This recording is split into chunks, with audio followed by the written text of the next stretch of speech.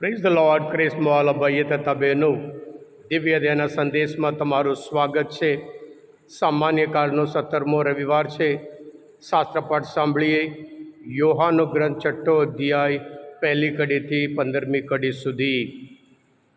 આ સંદેશ સાંભળનાર તમારા સૌ માટે અને તમારા પરિવારજનો માટે વિશે પ્રાર્થના કરું છું કે પ્રભુ તમને દરેકને હંમેશા સુરક્ષિત રાખે, તમારા દરેક કાર્યમાં સફળતા બક્ષે અને પ્રભુ તમને હંમેશા તંદુરસ્ત રાખે. ખ્રિસ્તમાં ભાઈ હતા બહેનો,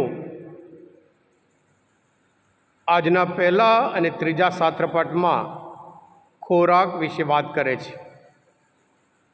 ખોરાક જીવવા માટે એક જરૂરિયાત વસ્તુ છે. બંને પહેલા શાસ્ત્રપાઠમાં પૈગંબર એલિશા એવા મહાન પૈગંબર છે. પૈગંબર એલિયા પછી ઇઝરાયલમાંથી બાલદેવની પૂજા દૂર કરી હોય બીજા એક અદ્ભુત પૈગંબર એલિશા. ત્યાં એક વ્યક્તિ એના માટે રોટલો લઈને આવે, એમના માટે રોટલો લઈને આવે છે અને એ કહે છે, લોકોને આપો, ખવડાવો. નોકર કહે છે, આટલા બધા રોટલામાંથી આટલા બધા લોકો માટે કેવી રીતે આપી શકાય? પૈગંબર કહે છે, તું આપ. અને ખૂટ્યું જ નહીં. 20 રોટલામાંથી 100 જેટલા, એનાથી વધારે લોકો પણ ત્યાં ખાધું હતું. એમ કરીને આજના શાસ્ત્રપાઠમાં બીજા રાજાઓના ગ્રંથમાં 6થો અધ્યાયમાં 42થી 44 કેલમાં આપણે જોઈએ છીએ. ખ્રિસ્તમાં ભાઈ હતા બહેનો, એમ કહેવામાં આવે છે, માણસોનો સહકાર વગર ઈશ્વર પોતે દુનિયામાંથી, ધરતી પરથી ભૂખમરા દૂર કરી શકે જ નહીં. ઈશ્વરે જેટલા લોકો છે એ બધા માટે ઈશ્વરે બધું આપ્યું છે, પણ માણસ સમજવાનું છે, માણસ નિસ્વાર્થ બનવાનું છે, માણસ જનરસ બનવાનું છે. પ્રભુ ઈસુ પોતે પ્રાર્થના કરવા માટે ગયા, એમના શિષ્યને મોકલ્યા, તેઓ આવે છે. એમને ખાવા માટે પણ સમય નથી, એટલે એકલા આપણે થોડા સમય રહીએ એમ કરીને ત્યાં ગયા. અને ત્યાં એટલા બધા લોકો કે પ્રભુ ઈસુ એમને જોઈને ફિલિપને કહે છે, આ લોકોને ખવડાવવા માટે આપણે રોટલા ક્યાંથી ખરીદીશું? બાઇબલ કહે છે, ફિલિપને કસોટી કરવા માટે તેમણે આમ કહ્યું હતું, બાકી શું કરવું એની તેમને ખબર હતી. અને ફિલિપ પણ જવાબ આપે છે જેવી રીતે જૂના કરારમાં, કે આટલા બધા માણસો માટે આપણે ક્યાંથી લાવી શકીએ?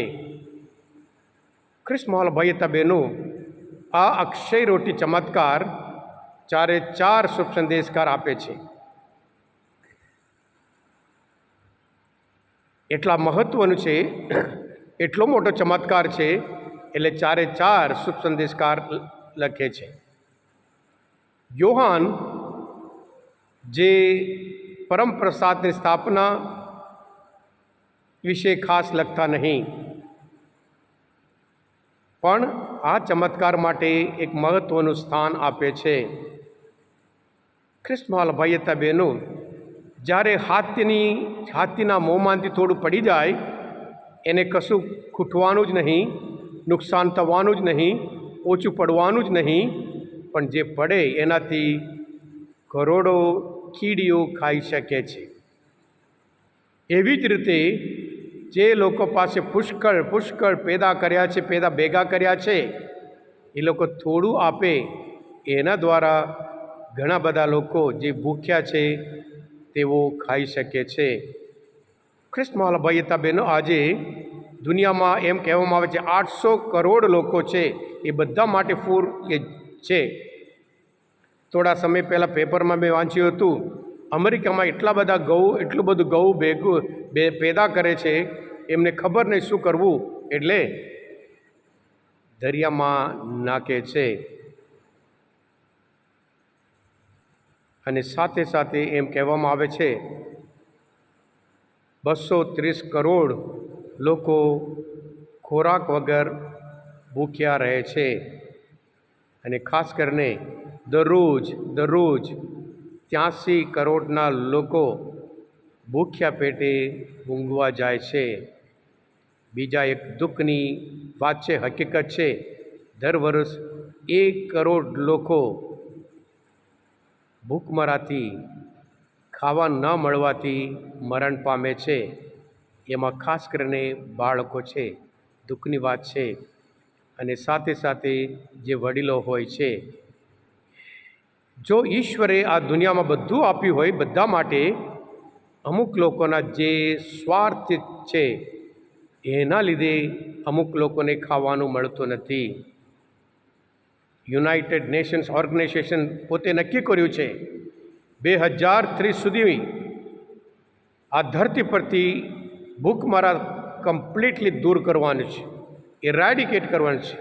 ઇરેડિકેશન ઓફ પોવર્ટી એમ કરીને યુએનએ નક્કી કર્યું છે. યુએનઓ દરેક દેશ કરી શકે? હા, કરી શકે. દરેક થોડો વિચાર કરે, દરેક થોડું જનરસ થાય. આ ચમત્કાર આપણે જાણીએ છીએ. એક નાનો છોકરો એની પાસે જે હતું એ આપ્યું. પૈગંબર એલિશા માટે જે ખોરાક લાયા એના લીધે એટલા બધા લોકો ખાઈ શક્યા. આ નાનો છોકરો એની પાસેથી જે હતું એ આપ્યું, એના લીધે એટલા બધા લોકો 5000 લોકો તો ખાઈ શક્યા. માત્ર પુરુષો, સ્ત્રીઓ અલગ, બાળકો અલગ. એટલે જ્યારે એક વ્યક્તિ, એનું નામ પણ નથી, એની જનરોસિટીથી આટલા બધા લોકો ખાઈ શકતા હોય, હજુ વધારે ને વધારે લોકો જનરસ થાય. આ ધરતી પર આપણે પણ જેવી રીતે પ્રભુ ઈસુના સમયમાં આ અક્ષય રોટી એક ચમત્કાર થયા હતા, આજે પણ ઘણા બધા ચમત્કાર જરૂર થઈ શકે છે. ભૂખમરા જરૂર આપણે દૂર કરી શકીએ છીએ. હા કૃષ્ણ ભાઈ બહેનો, જ્યારે ભૂખ્યા રહીએ એની ક્રૂરતા જે લોકો ભૂખમરાનો અનુભવ કરે એ લોકોને જ ખબર છે. એટલે જેવી રીતે યુએનઓ એ નક્કી કર્યું છે, જેવી રીતે પ્રભુ ઈસુ પોતે 5000 માણસોને ખવડાવ્યા હતા, અને ત્યાર પછી જેવી રીતે પ્રાર્થના કરવા આવ્યા, ચમત્કાર કર્યો, અને ત્યાર પછી પ્રભુ પ્રાર્થના કરવા માટે જાય છે. પ્રાર્થનાનું પરિણામ કાર્ય છે, કાર્યનું પરિણામ ફરી પ્રાર્થના છે. હા કૃષ્ણવાલા ભાઈ હતા બહેનો, આજે આ રવિવારના શાસ્ત્ર પાઠે સાંભળતા, મનન ચિંતન કરતાં, પ્રાર્થના કરવા માટે આવ્યા હોય, એની અસર, એનું પરિણામ આપણે કાર્યમાં બતાવીએ, અને કાર્યમાં બતાવ્યા પછી ફરી આપણે પ્રભુ પાસે આવીએ. આ દુનિયામાં કોઈ એવા માણસ નથી આપવાથી દુઃખી થયો હોય, આપવાથી ગરીબ બન્યા હોય, દુનિયામાં કોઈ છે નહીં. એમાં આપણે પણ જરૂર આપી શકીએ, શેર કરી શકીએ, બીજાનું દુઃખ દૂર કરી શકીએ, અને ભૂખમરા ધરતી પરથી દૂર કરી શકીએ. અને એવી રીતે પ્રભુના સંતાનો તરીકે પ્રભુ આપણે ગૌરવ કર્યું છે, તમે દુનિયાના દીવા છો. આપણા કાર્ય દ્વારા આપણે દુનિયાના દીવા તરીકે કાર્ય દ્વારા આપણે પ્રભુના સંતાનો તરીકે બતાવી શકીએ, અને આપણે બીજાના જીવનમાં પણ જરૂર આનંદ લાવી શકીએ. હા કૃષ્ણવાલા ભાઈ હતા બહેનો, આ મનન ચિંતન શાસ્ત્રપાઠ સમજવા માટે, પ્રભુ ઈસુને ઓળખવા માટે, અને હજુ ચમત્કાર સમજવા માટે અને ચમત્કાર કરવા માટે તમે ઈચ્છતા હોય, તમે પોતે દિવ્ય અને સંદેશ સબસ્ક્રાઈબ કરજો, અને બીજા માટે પણ ફોરવર્ડ કરજો, જેથી કરી તેઓ પણ પ્રભુ ઈસુને જે વિચાર જાણે, પ્રભુની ઈચ્છા જાણે, અને તેઓ પણ હંમેશા પ્રભુના સંતાનો તરીકે, પ્રકાશના સંતાનો તરીકે એમના જીવન દ્વારા પ્રકાશનું કાર્ય ફેલાવે. બોલો દિવ્ય દયાનો જય. તમે બધા આશીર્વાદિત છો, અભિષિક્ત છો. Thank you. God bless you all.